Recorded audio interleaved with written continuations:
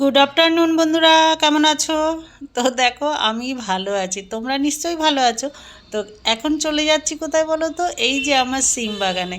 আর আজকে সকালে না প্রচুর কাচাকাচি করেছি, কালকেও করেছিলাম। কালকে দিদির কিছু জামা কাপড়, তারপরে ছেলের জামা কাপড় কিছু, ওগুলো কেচেছিলাম। আর আজকে আমারগুলো কেচেছি, আর দিদিরও কিছু আছে। দিদি তো এমন একটা নবাব, মানে কি বলো তো, ও এক যেই জামাটা একবার খুলবে সেই জামাটা আর পরবে না। আর যেগুলো খুলবে সেগুলো তো ওই এধার ওধার করে গড়াতেই থাকবে।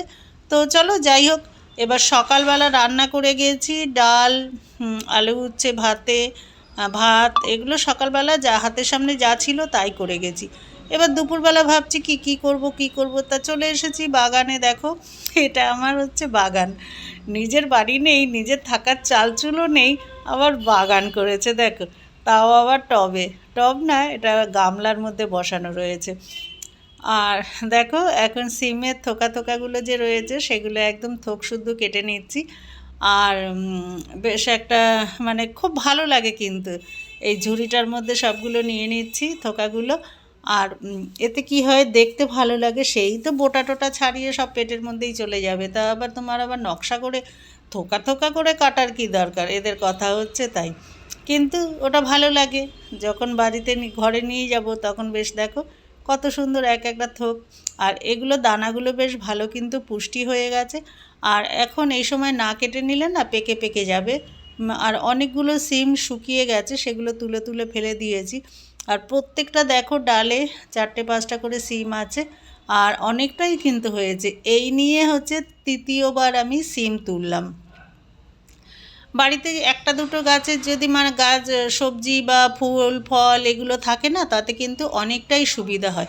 যখন তুমি রান্নার জন্য কিছু খুঁজে পাবে না, তখন কিন্তু ওইটাই কিন্তু তোমার স্বাদ দেবে, অনেকটা উপকারে লেগে যাবে। এবার দুপুরবেলা ডালের পাতে ভাবলাম সিমের ঝাল করব পোস্ত সর্ষে দিয়ে, আর একটু কাজু আর চিনেবাদাম দিয়ে বেশ জুত মতন। এই গোটা গোটা সিমগুলো দেখো, প্রত্যেকটা সিম একই সাইজ কিন্তু, না কোনোটা ছোট না কোনোটা বড়, একদম যেরকম পুষ্টির দিক থেকে সেরকম কিন্তু সাইজের দিক থেকে।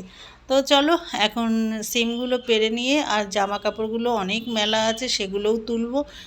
তুলে তারপরে এবার রান্না, এখন শুধু এই সিম চচ্চড়িটাই করার আছে। আর ডাল টাল তো সব করাই রয়েছে, সকালবেলা সেরে গেছি। আর আজকে সকালবেলা রুটি করেছিলাম বলে ওই জন্যে আর এটা করতে পারিনি, নাইলে একেবারে করে গেলেই ভালো হতো।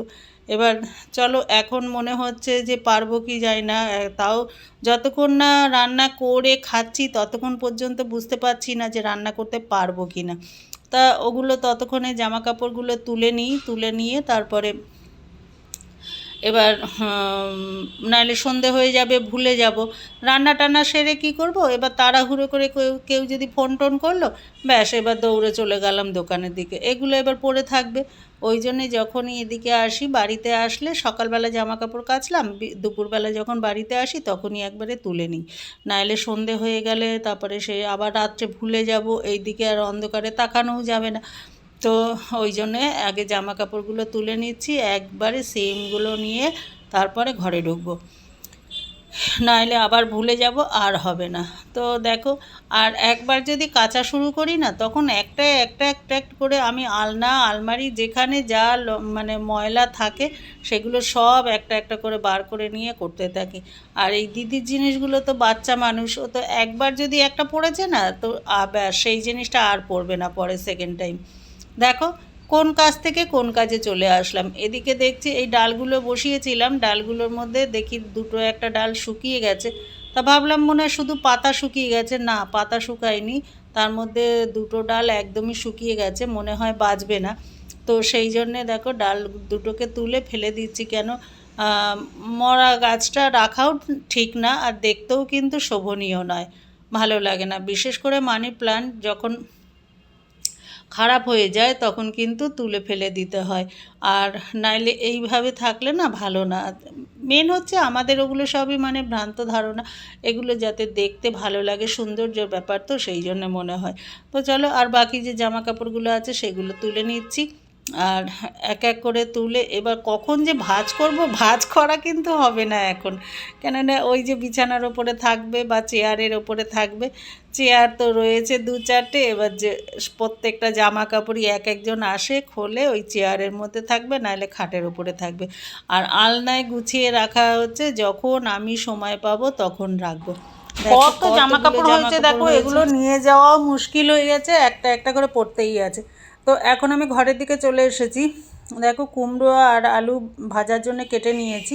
ডালের পাতে কিছু না কিছু লাগবেই, তো এটা সকালেই কাটা ছিল, তো ওই জন্য আগে তো এটা ভাজতেই হবে। এটা বসিয়ে তারপরে সিমের ঝালের ব্যবস্থাটা করব। আর কড়াইতে দেখো তেল দিয়ে নিয়েছি, আর একটু বাদাম ভেজে নেবো। কুমড়োর সঙ্গে না যদি বাদাম দেওয়া, দেখো এর মধ্যে জল ছিল আমি টের পাইনি, বাদামগুলো ওর মধ্যেই রেখেছি। তো যাই হোক, ছ্যাটপ্যাট করে তো উঠলই, ওটো কিছু করার নেই। আর ওগুলো সব ফোটা ফোটা হয়ে আমার মুখের মধ্যেই আসে, জানি না কেন, আমি যাই করি না কেন আমার মুখটার মধ্যেই চলে আসে। তো মুখ পোড়া হনুমানের মতন মুখের রঙটা হয়ে গেছে।